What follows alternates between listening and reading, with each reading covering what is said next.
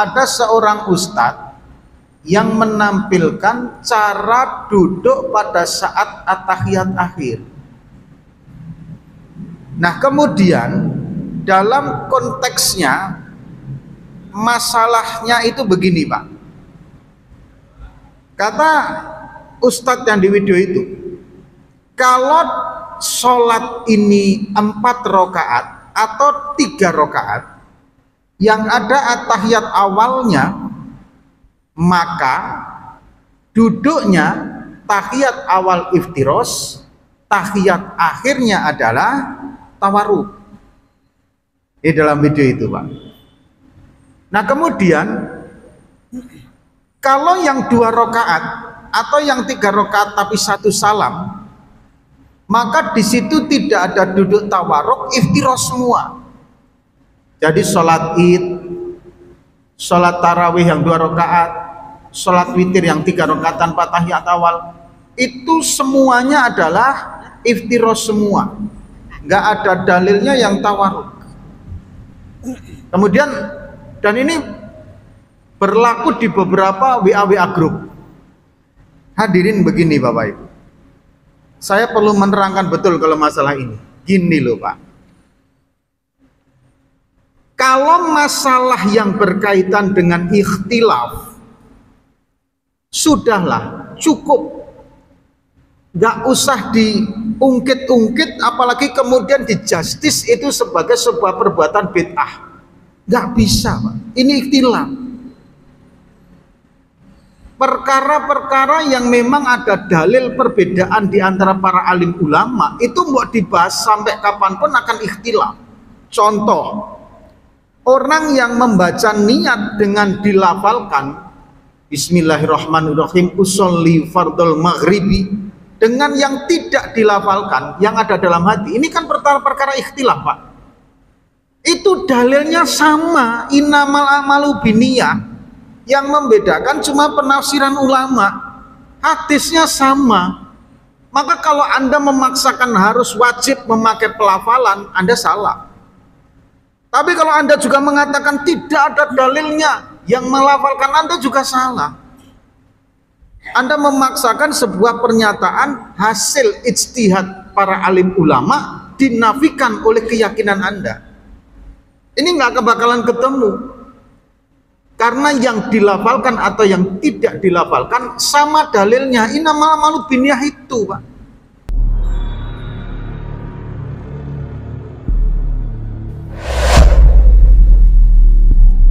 Assalamualaikum warahmatullahi wabarakatuh. A'udzu billahi minasyaitonir rajim. Bismillahirrahmanirrahim. Alhamdulillahi rabbil alamin.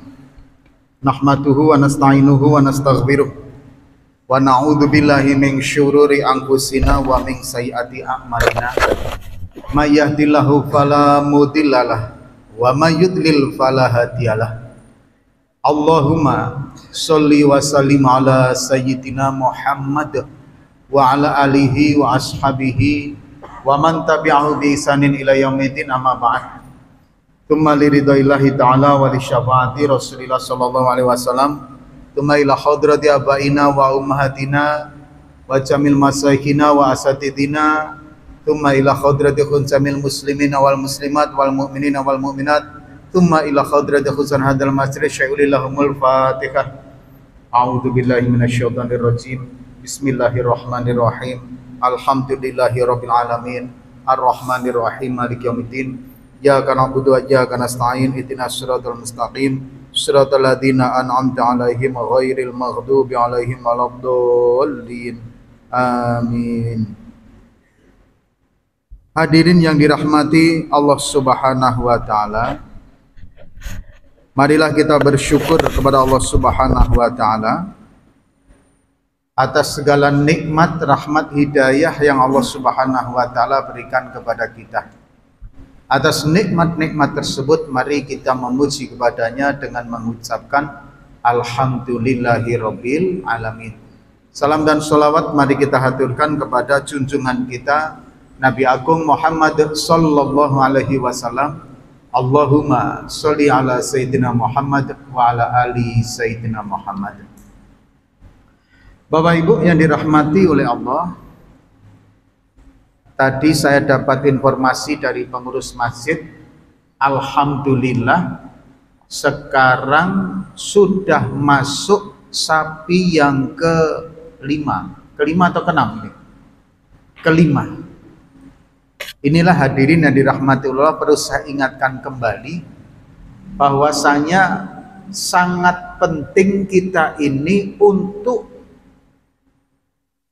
merencanakan perjalanan kehidupan kita di 11 bulan yang akan datang ini, sehingga momen-momen tertentu jangan sampai terlewat.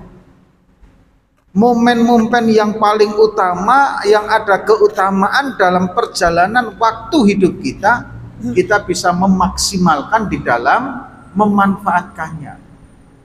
Dan 3 bulan di awal nanti hadirin ada satu bentuk ibadah yang luar biasa, yaitu adanya ibadah kurban.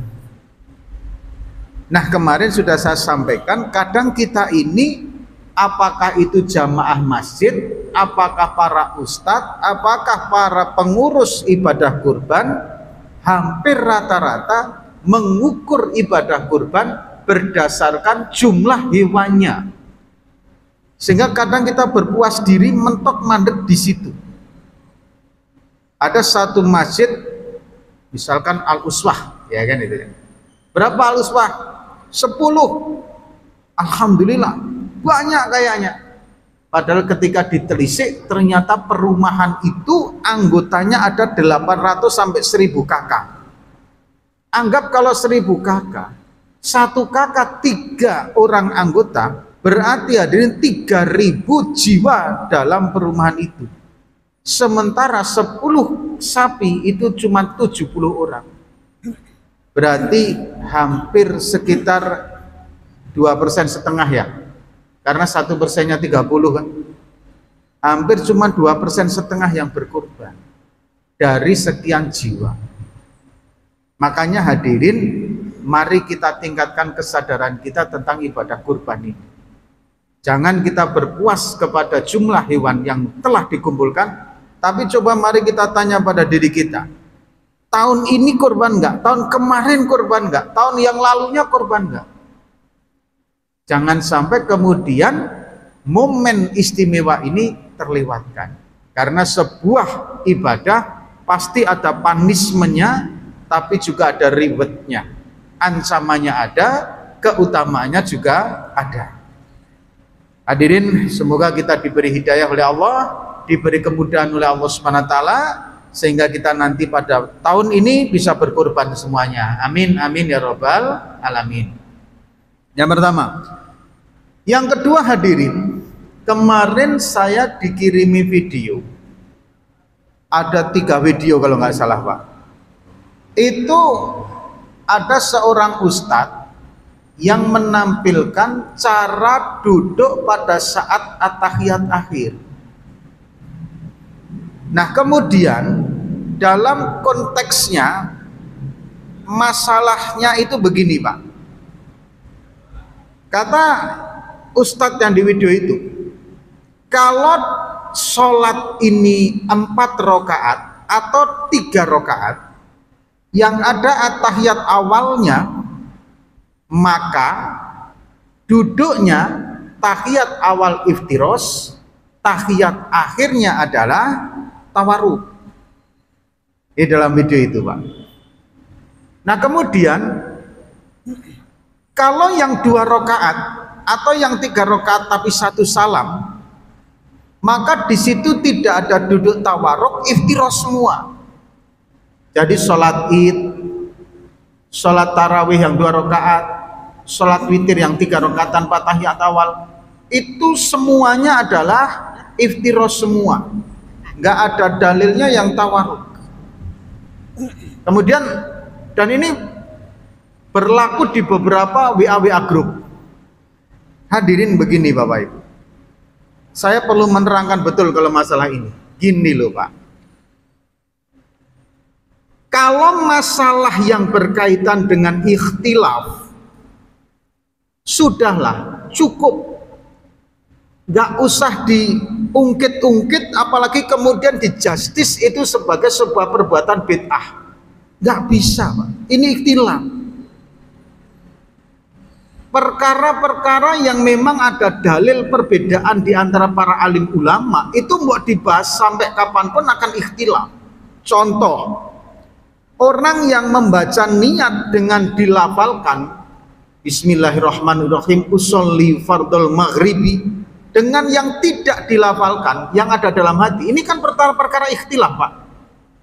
Itu dalilnya sama, innamal amalu binniyah.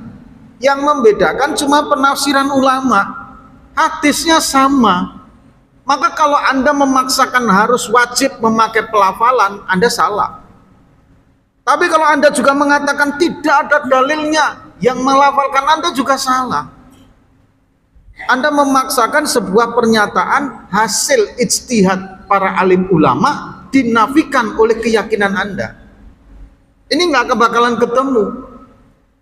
Karena yang dilafalkan atau yang tidak dilafalkan sama dalilnya, innamal a'malu binniyah itu, Pak. Yang melafalkan hadis letter lek tentang pelafalan tidak ada. Yang di dalam hati hadis letter lek bahwa Rasulullah niatnya di dalam hati itu juga nggak ada, Pak. Karena dalilnya cuma satu, innamal a'malu binniyah. Cuman itu, mau apa? Begitu juga dengan mohon maaf, ini mohon maaf, bukan saya melindungi atau membenarkan atau tidak. Berkaitan dengan rokok, ya kan? Rokok ini kalau Anda cari dalil letter luck-nya hadirin, haram halalnya itu nggak ada. Ini masalah ijtihad. Orang yang mengharamkan rokok meninjau dari segi ini, baru kemudian kesimpulannya muncul hukum haram. Yang memakruhkan dari dalil ini muncullah hukum makruh. Tapi kalau Anda mencari letter lek hukumnya di dalam Al-Quran maupun hadis, tidak ada kalimat ar-roka'u haramun, tidak ada, Pak. Ini masalah rokok. Jadi yang mengharamkan jangan merokok, sudah. Yang makruh ya silahkan. Anda tidak bisa memaksakan ini, tidak memaksakan itu. Cuman sayangnya kadang kita ini latah. Latahnya bagaimana? Kalau ada sesuatu yang kayaknya asing, aneh, kemudian dibungkus dengan adanya dalil, Masya Allah, Pak. Seakan-akan kita harus paling yang duluan untuk ngamalin, sehingga orang menyangka kita ini benar-benar alim. Padahal dalil itu sudah ada semuanya. Dulu zaman soft merapatkan kaki sampai nginjak kelingking itu, Masya Allah, Pak. Hampir semua pengen nginjak kelingking semua, ya kan itu kan. Tapi ternyata setelah dipelajari hadisnya bla bla bla, diterangkan lebih lanjut, ternyata ukurannya rapat di bahu, kan itu, Pak. Yang lebih nyaman, kan itu, Pak. Tapi kalau mau nginjak kelingking ya monggo silahkan, kan itu tuh, Pak. Nah kadang kita latah seperti itu. Nah kembali ke iftiros. Begini Bapak-bapak.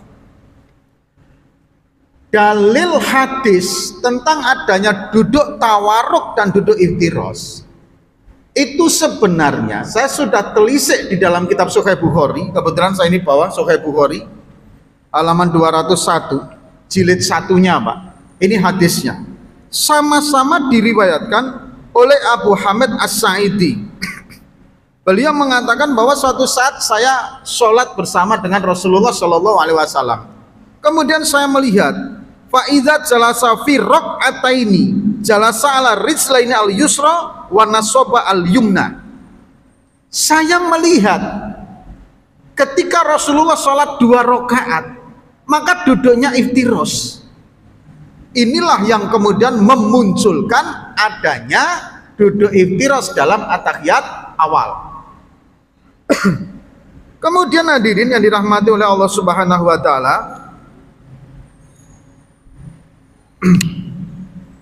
wa idza jalasa fi raq'atil akhir qaddama rijlahu al yusra wa nasaba al ukhra wa qa'ada 'alal maq'adatihi. Tapi saya melihat ketika di rakaat akhir Rasulullah tawarruk.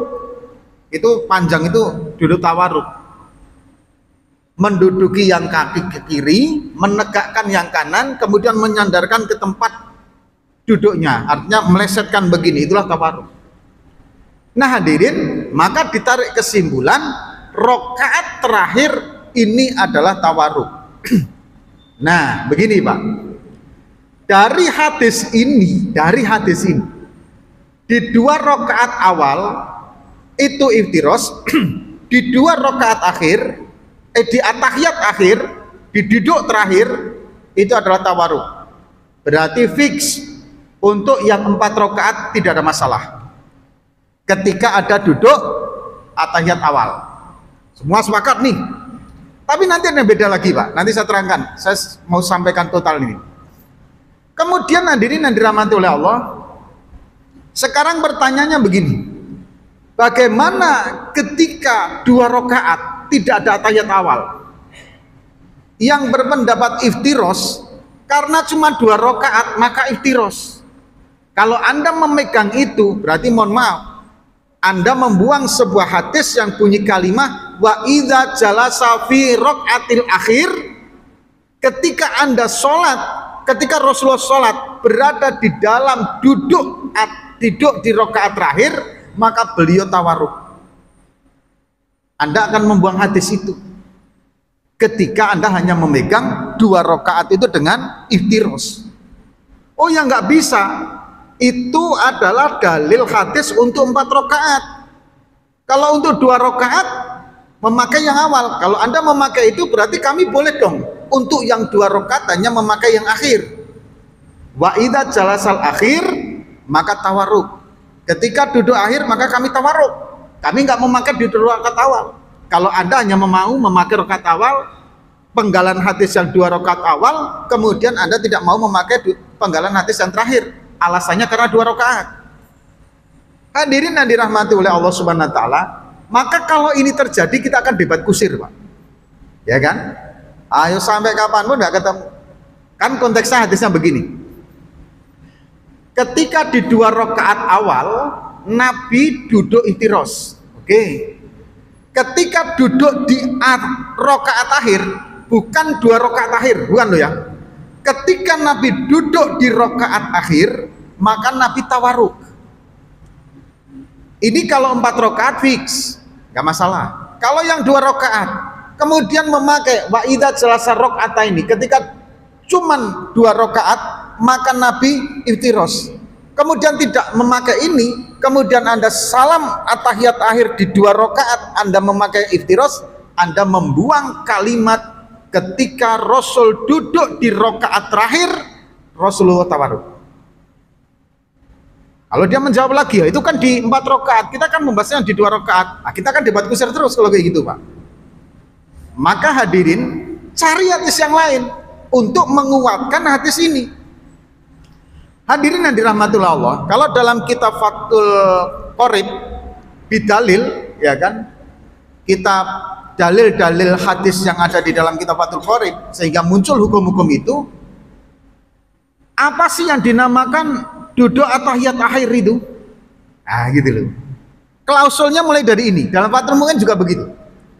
Oke, sekarang kita tarik, apa sih definisi duduk atahiyat akhir? Duduk atahiyat akhir itu adalah duduk yang yaq'ubuhu bisalam. Duduk yang kemudian disambung dengan salam, itulah duduk atahiyat akhir.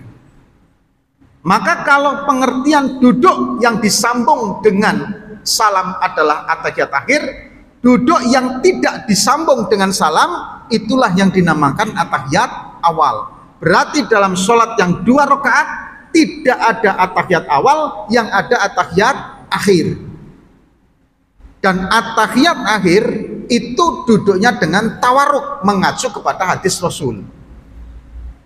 Itu ketika mencermati definisi duduk atahiyat akhir. Kemudian cari lagi dalilnya. Ternyata ketemu hadis riwayat Imam Nasai, Anda nanti bisa buka dalam kitab Nasai. Di situ letterlek dijelaskan. Ketika Rasulullah sholat 2 rakaat, berarti yang tidak ada rakaat awal, tidak ada atahiyat awal, Rasulullah Shallallahu Alaihi Wasallam duduknya tawarruk. Fix kalau ini.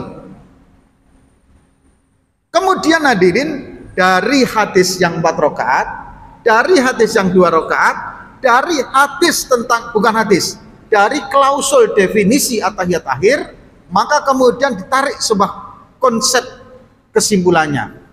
Mazhab Imam Syafi'i sepakat. Ini tidak ada ikhtilaf dalam mazhab Syafi'i. Dalam mazhab Imam Syafi'i sepakat bahwa sholat duduk at-tahiyat awal memakai iftiros, duduk at-tahiyat akhir memakai tawarruk, selesai. Mau yang 4 rakaat, mau yang 2 rakaat, mau yang 3 rakaat tanpa tahiyat awal seperti sholat witir, tetap apabila Anda duduk at-tahiyat yang bersambung dengan salam, sunnahnya adalah duduk tawarruk, selesai. Nah, Indonesia, Nusantara termasuk Malaysia, ASEAN ini, Asia Tenggara, mengikuti kebanyakan mazhab Imam Syafi'i. Makanya sudah berlaku di masyarakat ini, mohon maaf, adanya sebuah ajaran dari guru-guru kita, kalau at-tahiyat awal duduknya adalah iftiros, at-tahiyat akhir duduknya adalah tawarruk, selesai. Jenengan nggak usah ragu-ragu, ada dalilnya. Baik dalam Sahih Bukhari maupun dalam hadis yang diriwayatkan Imam Nasa'i ataupun ulama-ulama besar dalam mazhab Imam Syafi'i. Selesai. Ini kadang digitukan aja ragu-ragu, Pak. Akhirnya besok sholat subuh iftiros semua, Pak. Akan repot ya kan? Ketawa malahan kita, ngapain iftiros? Jadi ustadz kita yang dulu di kampung itu, Pak, ustadz-ustadz kita yang dulu di desa-desa ngajar, itu sudah benar, sudah ada dalilnya, Pak. Kita ini cuman kadang kalau ada latah saja, kalau ada hal yang baru kemudian menganggap yang diajarkan yang lama itu bid'ah. Kalau bid'ah yang real itu, Pak, ini mohon maaf, saya yang lagi viral ini, Pak, makanya saya beberapa kali membahas status tentang sinetron yang dari Malaysia itu loh, Pak, yang apa judulnya itu, bid'ah. Nah, bid'ah ini saya luar biasa, Pak, mengapresiasi betul sinetron itu, Pak, yang Walid nak Dewi boleh ya kan, itu kan. Ini kan viral betul ya kan itu. Kalau yang dinamakan bid'ah atau yang dikalkulasikan sebagai bid'ah atau yang akan kita berantas bid'ah yang model penyimpangan syariat seperti itu, ayo gaskan, setuju saya. Yang menggunakan aksesoris agama, yang menggunakan nama-nama agama, bahkan bertopengkan Allah dan Rasulullah untuk memuaskan nafsunya, untuk mencari dunia, ayo kalau kita berantas, Pak, sepakat saya. Tapi kalau kemudian perbedaan pandangan ulama, perbedaan penafsiran ulama yang beda dicap bid'ah yang harus diberantas, mohon maaf. Anda duduk pelajari banyak kitab dulu, kaul ulama, ayo kita pelajari. Anda nggak mau mempelajari ini, maka Anda akan menjazis bid'ah kepada yang berbeda pandangan. Ini yang harus kita sepakati.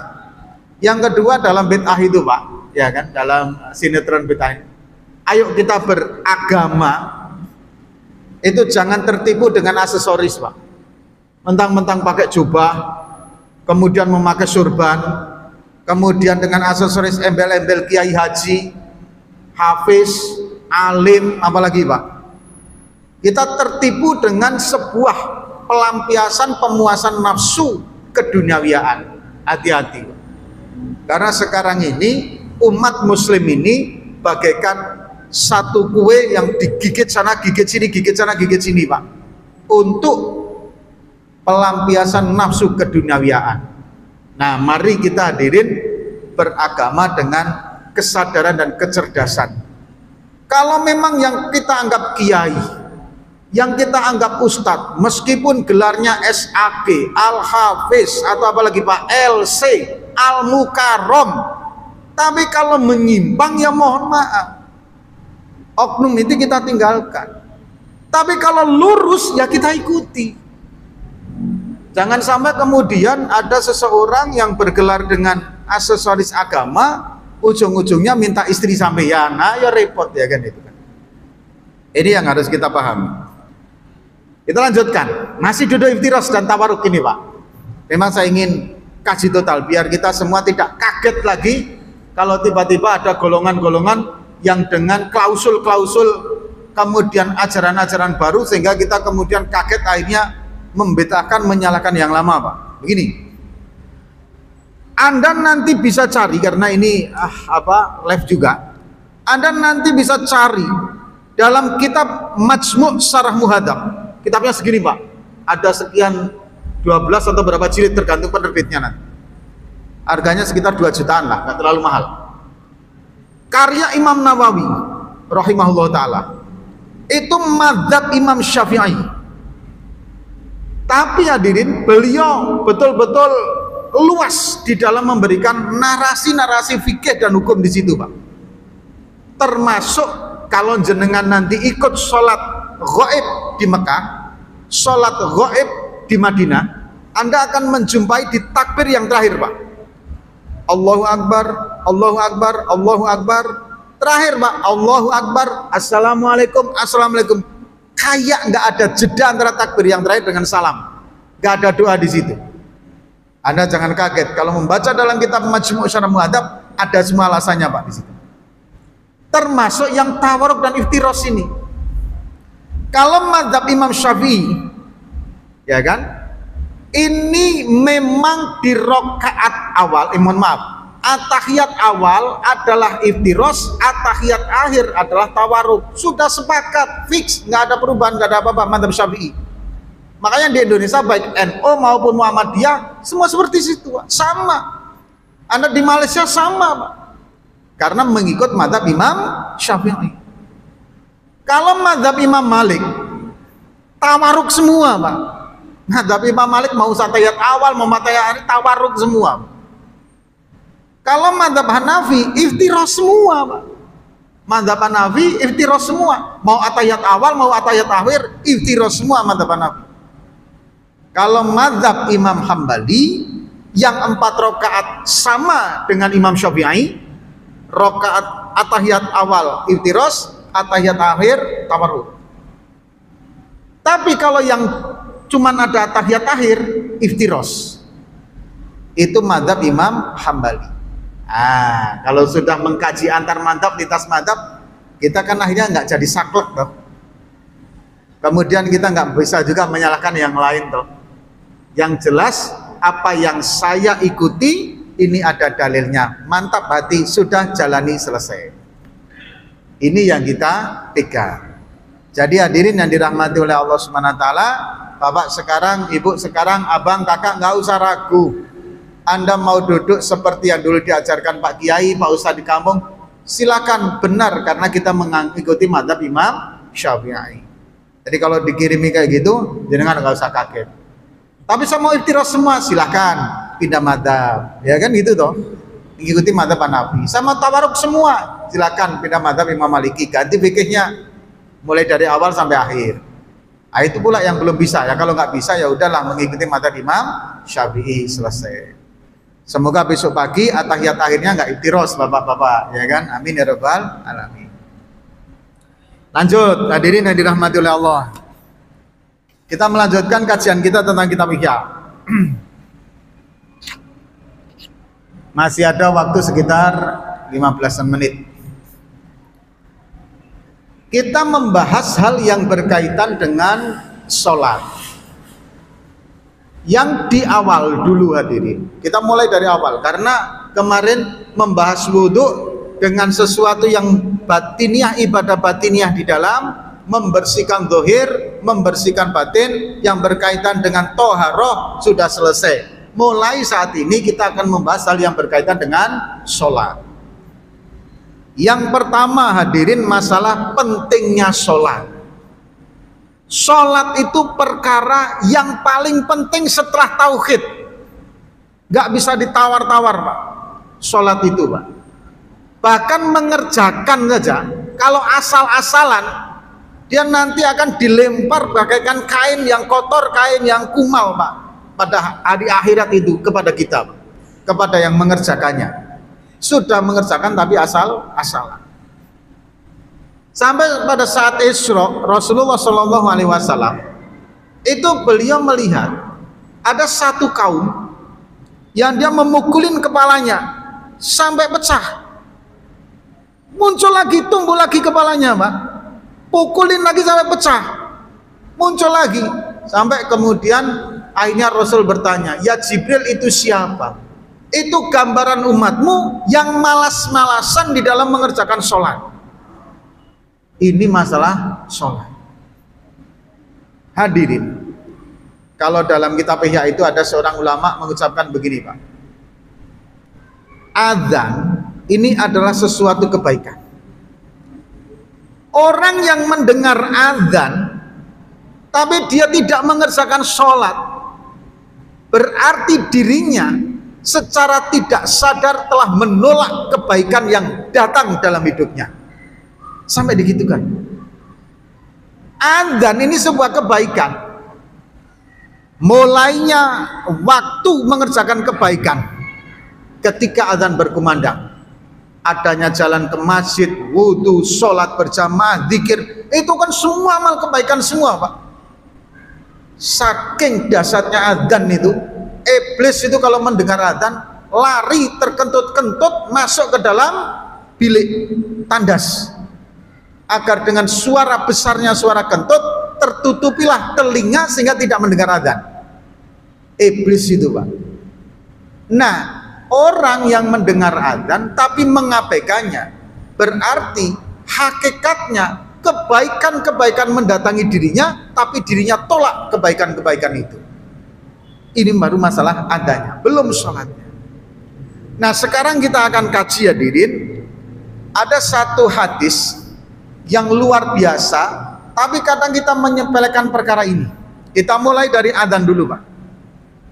Seandainya manusia itu tahu besarnya pahala dua perkara ini, maka mereka niscaya akan mau mengundi untuk mendapatkan dua perkara itu jika harus memang mau mengundi, Pak. Apa dua perkara yang harus diundi dulu? Yang pertama adzan, yang kedua shaf, barisan pertama dalam sholat. Itu keutamaannya luar biasa. Sampai Rasul menyatakan seandainya manusia harus mengundi dulu untuk mendapatkan salah satu di antara dua perkara ini, mereka akan rela mengundinya untuk mendapatkannya. Dua perkara itu adalah adzan dan shaf ula di dalam sholat berjamaah. Inilah yang harus kita kemudian betul-betul, mohon maaf, Pak, mari kita benarkan dalam pandangan kita. Shaf pertama itu mulia sekali, Pak. Jangan kemudian kita malah malu untuk mendapatkan shaf yang pertama. Karena kita sudah tahu fadilahnya, keutamaannya. Kadang kita tidak, Pak. Sholat sunnah loh, Pak, kadang. Mohon maaf. Tahu kita, hadirin, kalau sholat sunnah ada orang sholat, kok kita lewat di depannya, maka 40 hari amal kita tidak diterima oleh Allah SWT. Nah, kita pula sholat di dalam jalan orang yang masuk masjid. Udah tahu kayak gitu, mohon maaf, udah terlambat sholatnya di ujung sana dekat pintu. Ya kan ganggu orang gitu loh, Pak. Padahal di shaf ula ini adalah kosong. Dalam batin kita kadang begini, shaf ula kan shafnya orang-orang khusus. Yang khusus itu, Pak, yang di belakang imam. Ini yang khusus. Kenapa? Karena kalau imam ada apa-apanya, nanti mampu untuk menggantikannya. Ini yang khusus. Bisa jadi satu, bisa jadi dua atau tiga. Ini yang khusus. Kalau sederet ini, Pak, tidak ada pangkat, jabatan, kealiman, tidak ada jaminan itu. Siapa saja boleh mendapatkannya, Pak. Maka hadirin, mari kita betul-betul shaf ula itu sekarang mindset kita dirubah. Bahkan hadirin, barang siapa, ini kalau yang ini tidak cuma untuk shaf ula, barang siapa yang dia berdiri di saat imam sudah berdiri, imam berdiri, dia sudah siap di belakangnya, imam takbir, selesai takbir kita masuk, Allahu Akbar, maka orang itu pahalanya bagaikan haji dan umroh yang mabrur. Takbiratul ula imam itu dahsyatnya seperti ini. Ini shaf ula. Muadzinnya bagaimana? Ini yang berkaitan dengan sholat. Muadzin itu, hadirin, masya Allah, luar biasa. Salah satunya saja, Pak, salah satunya, suara muadzin sampai sejauh mana didengar atau terdengar jangkauan suaranya, maka seluruh makhluknya Allah, baik yang hidup maupun yang mati, meminta ampun, beristighfar kepada Allah atas orang tadi, Pak, untuk orang tadi. pahalanya muadzin. Tapi tentu bagaimana, ada nggak aturannya muadzin? Ada. Nah, saya sampaikan di sini. Bismillahirrahmanirrahim. Ini hadis ini ada dua versi. Yang membedakan cuma yang di terakhir. Di Muntakhab Hal Hadis ada, di dalam kitab Ihya juga ada. Bismillahirrahmanirrahim. Salah satu 3 golongan. Yaumal qiyamati ala kathibin min miskin aswada. Ada 3 golongan manusia. Nanti dia berdiri di seonggok. Nah, ada yang mengatakan seonggok, ada yang mentafsirkan inilah Pak. Kalau mau mentafsirkan, jangan mentafsirkan terjemahannya, tapi tafsirkanlah bacaan Arabnya, karena translate itu bisa beda-beda. Yang terjadi sekarang Pak, sudah nggak punya ilmu hadis, nggak punya Al-Quran, nafsirkan Al-Quran, padahal mentafsirkan terjemahan Al-Quran. Ini kesasarnya luar biasa. Lanjut. Ada 3 golongan yang pada hari kiamat dia berdiri di seonggok misik yang sangat hitam. Ada yang mengatakan dia berdiri di bukit misik yang sangat hitam. Ada yang mengatakan dia berdiri di gunung misik. Wallahualam bishawab. Kemudian hadirin yang dirahmati oleh Allah Subhanahu wa taala, la yuhawiluhum hisabun wa la yanaluhum fazaun hatta yafrugha mimma bainan nas. Mereka ini tidak disibukkan dengan hisab. Bahkan mereka nggak kaget dengan kejadian yang luar biasa saat itu, di mana manusia lagi panik-paniknya. 3 golongan, dia berdiri di atas bukit minyak yang luar biasa, yang sangat hitam. Dia tidak sibuk dengan hisab, bahkan dia tidak kaget dengan kejadian saat itu Pak. Apa nggak luar biasa orang ini? Berarti golongan ini kan memang benar-benar golongan yang siap Pak menghadapi kehidupan saat itu. Siapa ketiga golongan itu? Yang pertama, hadirin yang dirahmati oleh Allah, rajulun qara'al Qur'ana. Rajulun, seorang laki-laki, qara'a yang membaca Al-Qur'an ibtigha'a wajhillahi azza wajal. Dia semata-mata hanya mengharap wajah ridho Allah Subhanahu wa taala. Wa amma, dan dia berdiri di depan biqaumin kaum, wahum bihi, wahum dan kaum bi kepadanya raduna ridho. Ada seorang laki-laki, dia membaca Al-Quran, berdiri di depan sebuah kaum, kaumnya ridho dengan itu. Artinya, tafsirnya, dia menjadi imam yang kemudian bacaannya diridhoi oleh semua makmumnya.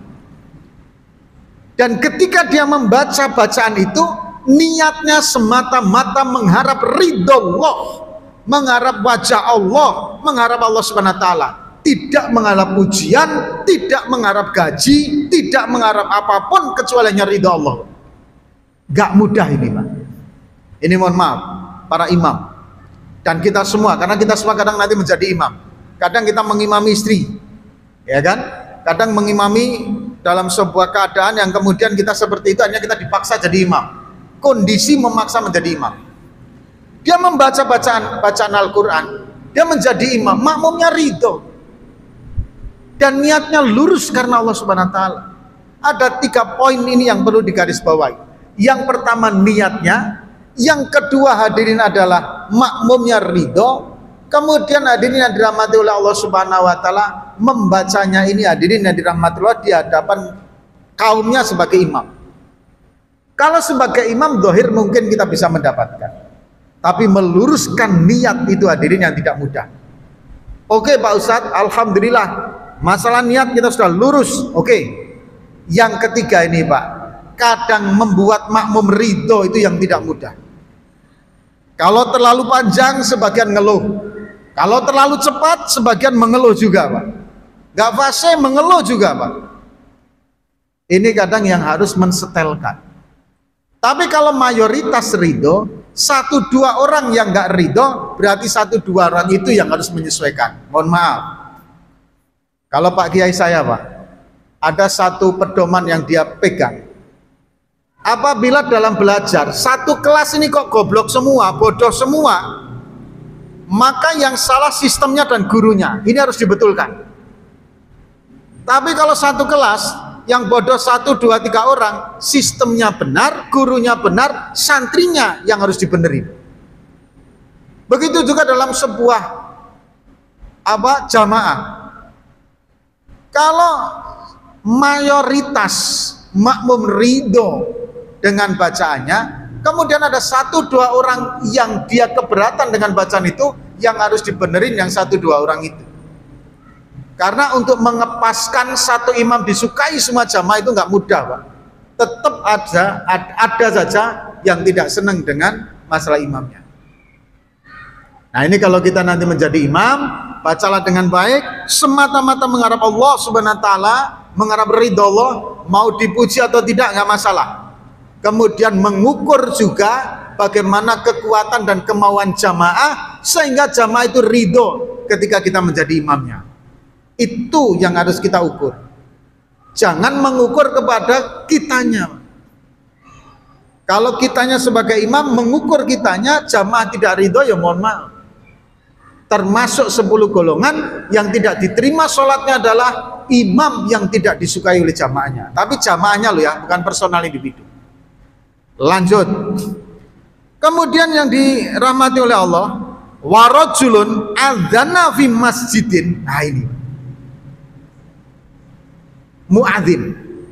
Kalau tadi imam, sekarang geser muadzin.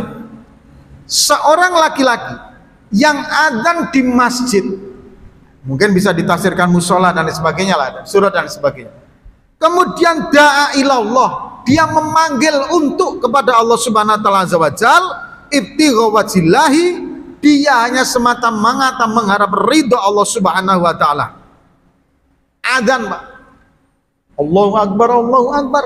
Ayo sholat, ayo sholat. Dia niatnya dakwah, Pak. Karena waman ahsanu qawlan mimman da'a ilallah itu, Pak. Itu ayat turun kaitannya dengan adzan, Pak. Hadirin yang dirahmati Allah, dia adzan dengan niat mengajak manusia untuk menyembah Allah, untuk taat kepada Allah, dan dia hanya mengharap balasan dari Allah Subhanahu wa taala. Termasuk di sini apakah digaji atau tidak. Ada seseorang, Pak, saya harus adzan dulu. Lu kok buru-buru? Ya, saya harus adzan. Kenapa sih? Saya dibayar kok, Pak, saya harus adzan. Bukan itu, Pak. Tapi meskipun Anda dibayar, ketika Anda adzan mulus mutlak hanya karena Allah Subhanahu wa taala, jenengan juga sudah termasuk orang yang lurus niatnya. Jadi bukan masalah bayarannya, masalah hatinya. Orang yang adzan ini, hadirin yang dirahmati Allah, adalah orang yang melantunkan dakwah yang paling sempurna. Dakwah paling sempurna itu hadirin adalah adzan. Makanya doanya, Allahumma robba hadhihi da'wati tammah. Inilah dakwah yang sempurna. Maka dakwah itu tema yang terbaik seharusnya mengacu tema tentang berkaitan dengan menyesuaikan dengan adzan. Bukan temanya, runtutannya seruntut adzan. Kebesaran Allah, ya kan? Kemudian tauhid, syahadat, persaksian keimanan, baru kemudian sholat, diajak untuk bahagia dunia akhirat, baru itu ditutup lagi dengan kebesaran Allah Subhanahu wa taala. Ini adzan. Yang terakhir, hadirin yang dirahmati oleh Allah, ini waktunya habis. Wa rajulan ubtiliya birizqi fid dunya, dan laki-laki yang diuji oleh Allah dengan rezeki fid dunya, di dalam dunia, falam yusghilhu, namun dia tidak tersibukkan masalah rezeki yang susah itu, tidak membuat dia dzalika itu an amali akhirah, dari amal akhirat. Rezekinya, ekonominya diuji oleh Allah Subhanahu wa taala dengan luar biasa, Pak. Utang numpuk, rumah masih sewa, pekerjaan nggak tetap, anak butuh makan, butuh sekolah, butuh biaya ini. Dalam posisi kayak itu, laki-laki yang mencari nafkah tidak pernah lepas dari taat kepada Allah Subhanahu wa taala. Itu jenengan kalau dalam posisi itu bersyukur, Pak. Suatu saat nanti di akhirat Anda akan berdiri di atas gunung daripada misik. Anda tidak sibuk dengan hisab, sementara manusia yang lain lagi dihisab. Anda tidak panik, sementara manusia yang lain lagi panik, Pak. Hebatnya itu. Bahkan kalau beberapa ulama-ulama khos itu Pak, ulama-ulama tasawuf, kalau mereka terlalu sering menerima nikmat dunia, mereka takut. Takutnya apa? Kalau dengan seringnya menerima nikmat dunia, maka nikmat akhirat akan terkurang yang diberikan oleh Allah kepadanya. Inilah kenapa mereka itu rela untuk diuji terus di atas dunia ini. Hadirin, ini dulu yang bisa kami sampaikan. Ada benarnya dari Allah Subhanahu wa taala, dan silap-silapnya kami mohon maaf yang sebesar-besarnya. Kita tutup dengan doa para majelis. Subhanakallahumma wa bihamdika asyhadu an la ilaha illa anta astaghfiruka wa atubu ilaik. Assalamualaikum warahmatullahi wabarakatuh.